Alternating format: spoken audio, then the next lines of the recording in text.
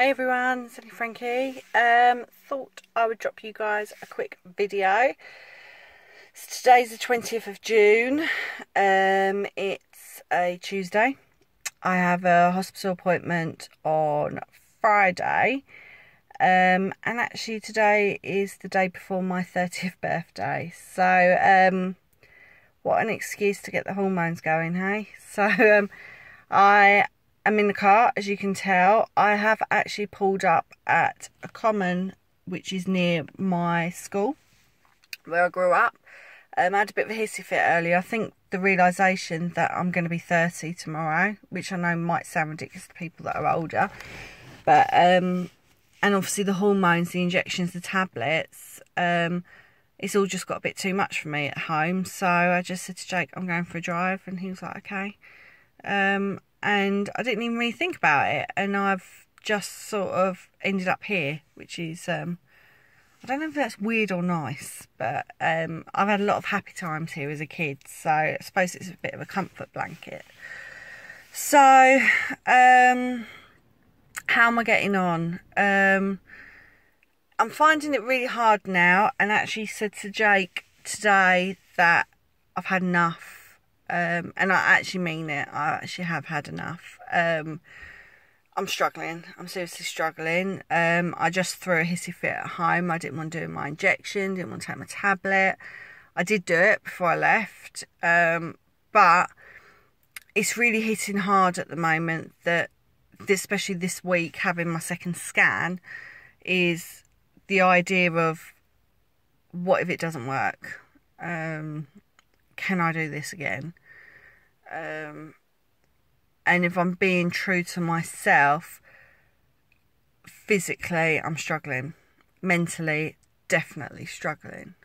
I'm just finding it really hard. I know a lot of people's attitude is, you know, if you want something hard enough, you go and do it, you go and fight for it. But and I've had a few comments along those lines of, you know, you're doing this because you want a baby. Well, it doesn't make it fair. It doesn't make it right. It really don't. This is the hardest thing I've ever done. And probably ever will do. And, you know, it's hard when you're seeing people you know, people that you did know. Like, I'm here, right by my school. And it makes you think about, like, one of my close friends, who actually I don't speak to anymore, but one of my close friends at school, she recently had a baby. I passed her down the street the other day, and, you know, then I've got my best friend from school who I used to hang out here all the time, and she's heavily pregnant. And I just think everyone has their ups and downs. I understand that, but this is the hardest. It's the waiting game. And, you know, it's on your mind 24/7. You know, today we've been out and about and should have had a really lovely day. And we actually have had a lovely day, that's unfair to say. But on my mind all day has been, we find out this week, hopefully, when the scan gets done, the date that they're going to book us in for the transfer. And I think, because I was so blasé about it when we first started the IVF at the beginning of this year, I just assumed I'd be on meds for 15 to 20 days, have the baby put back in me, it'll all be good to go. But when you have this length of time of treatment, you start overthinking things, and you start thinking, well, will the baby take? And you start Googling, and you think, you know, you start Googling what's the chances of the baby taking or not taking. And I'm starting to put a huge amount of pressure on myself, and that's natural, and you can't stop it, and there is no way of stopping it. But I know at the moment I am feeling the loneliest I've ever felt, and that is actually through choice and not because people, oh, you keep getting car lights shining at your video in the video, but it's through choice rather than you know, people are rallying around me. But I'm actually finding I get more frustrated with the fact people just do not understand. And it's not a case of they're asking and trying to understand. It's more they just assume, you know, Frankie's a tough cookie, Frankie'll be all right. And, you know, people actually putting panic through me. I've had some people ask me, are you making the right decision just putting one embryo in you, back in you? That was a dead cert from Jake and I. You know, it was, yep, we trust the doctor, we're having one.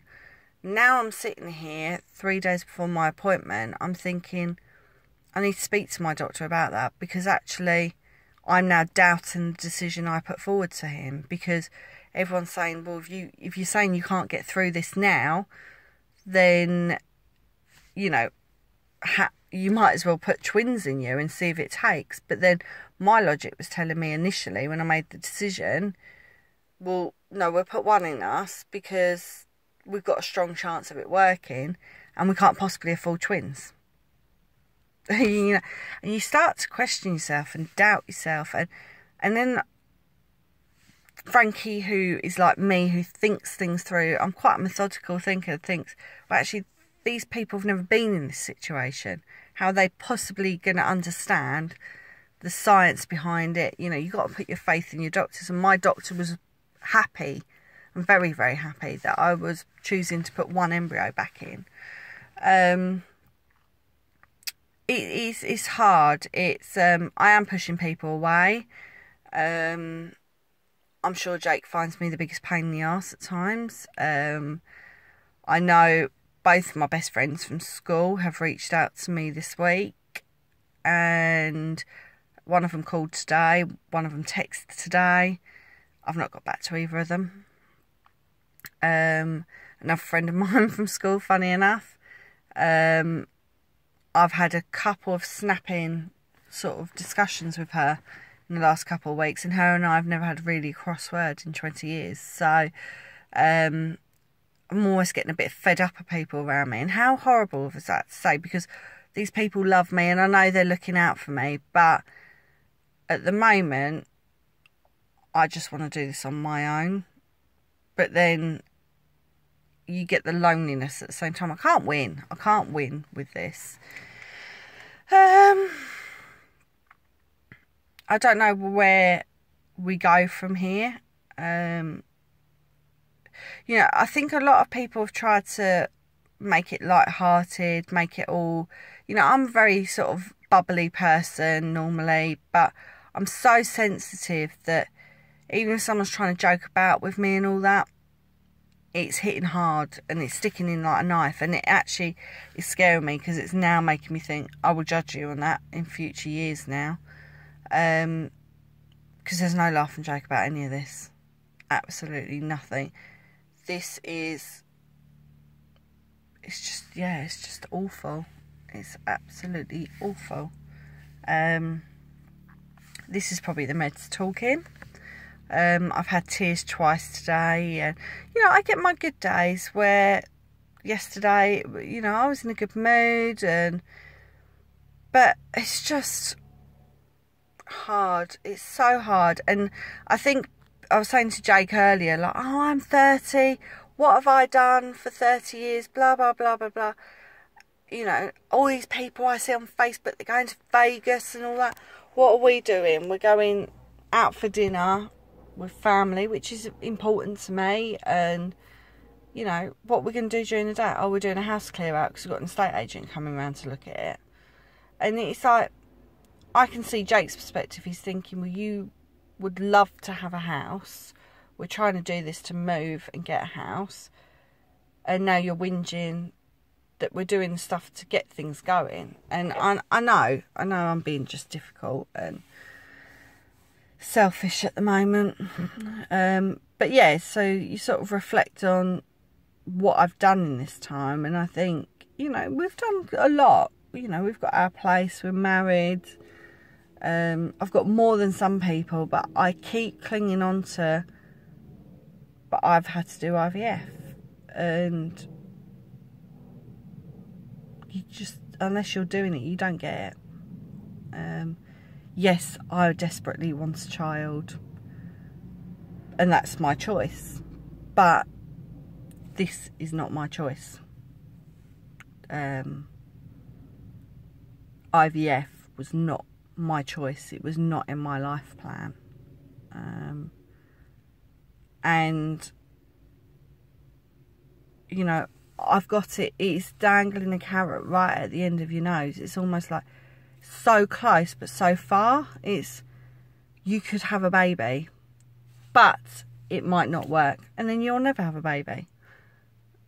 You know, that is awful to have to wake up to every day. And I'm really sorry for posting this video, but people need to know the ups and downs of IVF, and I made that promise to you guys at the beginning, and you've seen good days and you've seen bad days clearly today. So anyway, I'm sure I look very odd sitting in a car outside a common.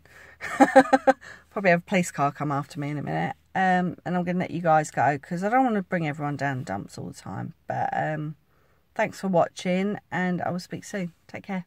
Bye.